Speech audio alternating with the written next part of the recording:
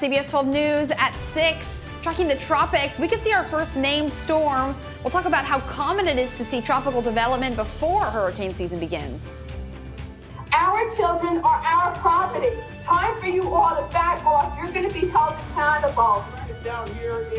Dozens of angry parents calling on school board members to be held accountable. That man wearing a masks or slavery t-shirt. Fallout from another heated debate over school mask policies in Palm Beach schools now making national headlines. The chances of me getting her back would have been very slim.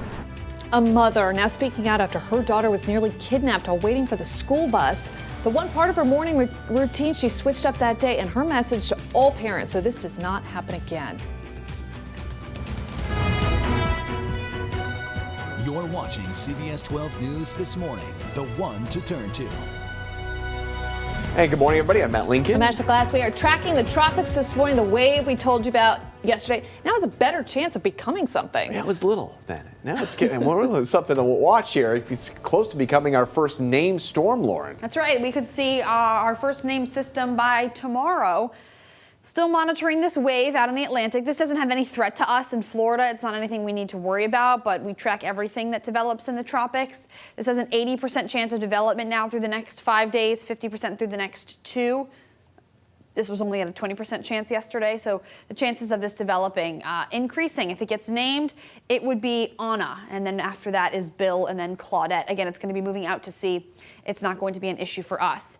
Now, hurricane season doesn't start until June 1st, so about a week and a half away, but it's not uncommon to see development prior to the official start date. Last year, we had our first named storm in May. Back in 2017, our first named storm was in April. So over the past few years, we've been seeing development before June 1st. Here's a look at radar right now. It's a very windy one out there for us again this morning. Showers continue to move onshore down in southern Palm Beach County, coming ashore right now in Boca. Really windy too. East wind sustained near 20 miles per hour. That's where it's going to be throughout the day. We'll track the wind and the rain all still ahead. Matt, Ashley. All right, Lauren, let's take a look right now at our roads here at 6:01 on this Friday Eve. Your drive time West Palm Beach to Port St. Lucie 40 minutes. That's your normal time. Right now, no major slowdowns in our area. 6:01 right off the top here. First traffic tracker on northbound I-95 West Palm Beach. Smooth sailing. Now let's go to our top story. Emotions running high both inside and outside the Palm Beach County School Board meeting last night.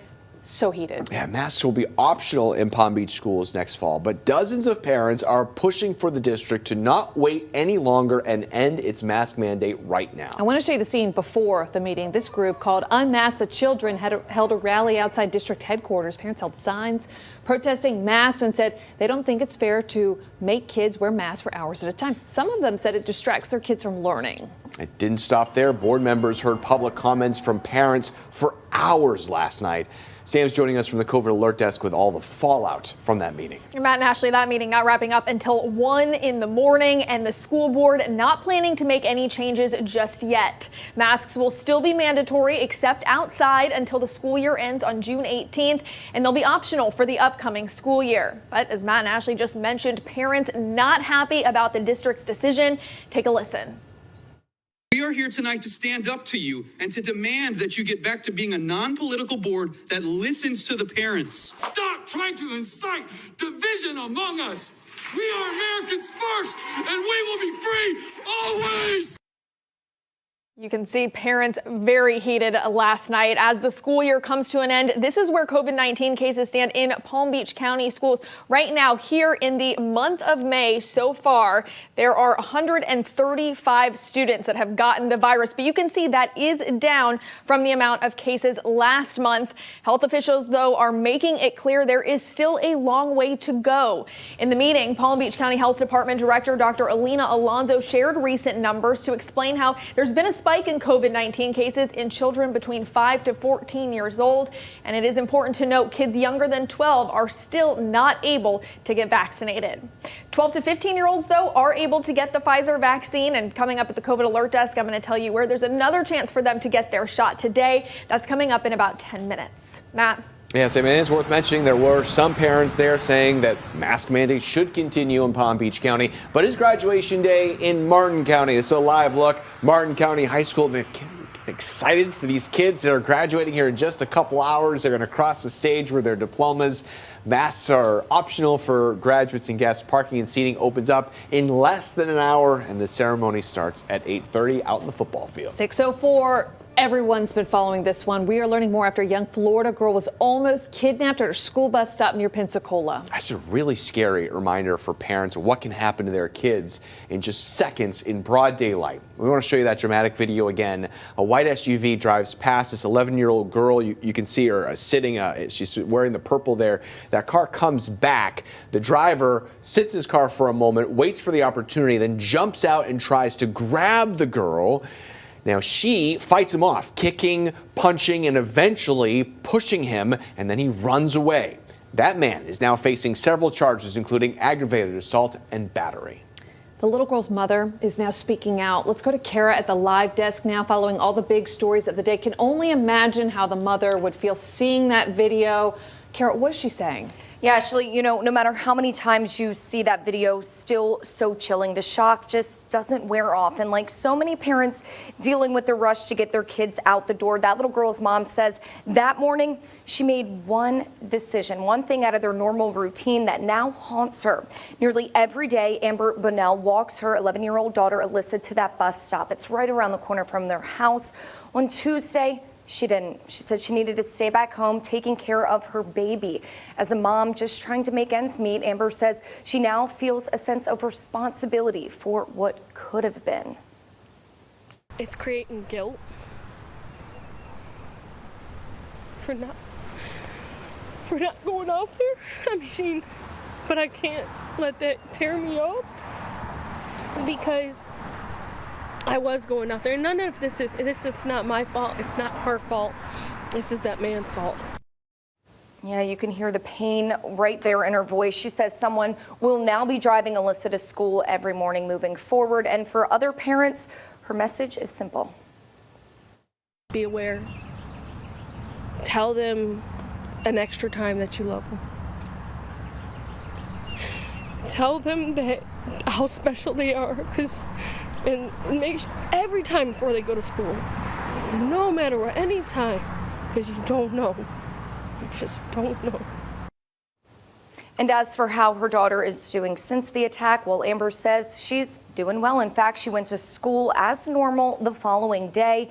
Amber says she's just so proud to know that Alyssa did all the things that she was taught to do. She fought back against her attacker, ran to the closest adult for help once she broke free and was able to call 911. Matt, Ashley, I know we all just could not believe this video when we first saw it yesterday. It's hard to imagine what Amber must be feeling when she sees just how close her daughter was to what could have been such a much different ending to the story. Coming up next half hour, we'll have her reaction to seeing that chilling video for the very first time. It's the kind of mom guilt you would never let go of. You would never stop thinking about what could have happened. Thank goodness that little girl's okay. A lot of parents now thinking, seeing that video, what can we teach our kids to help keep them safe? Well, it's a great question, you know, and we know that Delray Beach police detective says it is important for kids to know they should tell an adult anytime they have an uncomfortable encounter with someone. I tell them, like, it is okay to fight, because sometimes they don't think that's okay. They think they're going to get in trouble. The Center for Missing and Exploited Children says 83% of attempted abductions fail because the child was able to do something proactive, like kicking or screaming. And CBS 12 News' Andrew Lofholm learned just how important fighting back is at a local martial arts studio. So what's something simple that you can teach your kids to avoid something like this happening to them? Here's what they teach 3 to 7-year-olds. Get away, get away, you're not my mom, you're not my dad, get away, help, help, you're not my mom, you're not my dad, get away, get away, get away. It seems simple, but that's the kind of thing that can make all the difference. Just know to keep kicking, make noise when it matters. We've got a lot of other moves right now you can teach your kids. You can find them right now on CBS12.com.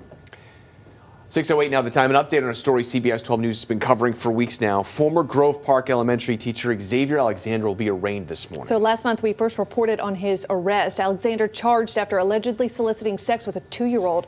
All throughout the investigation, we learned the district only notified one of the 3 school districts where he'd worked.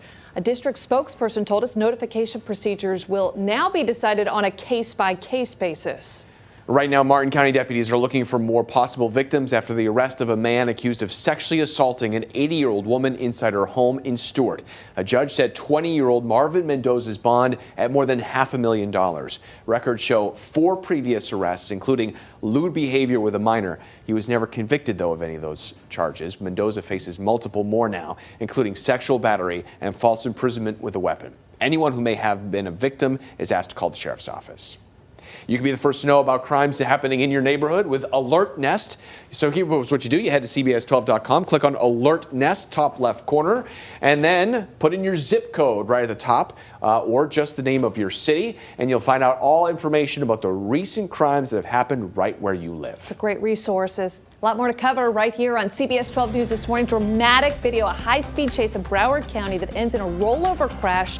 How many teenagers are now in custody because of this? Plus, gotta catch them all when it comes to Pokemon, but it's getting tough for kids and their parents. Why adults are now buying up these cards. Still tracking rain moving on shore. A very windy day out there for us again, creating more issues at the beaches. Look at that rough surf at Lake Worth. We're going to talk more about the rest of your day and look at that 7-day next.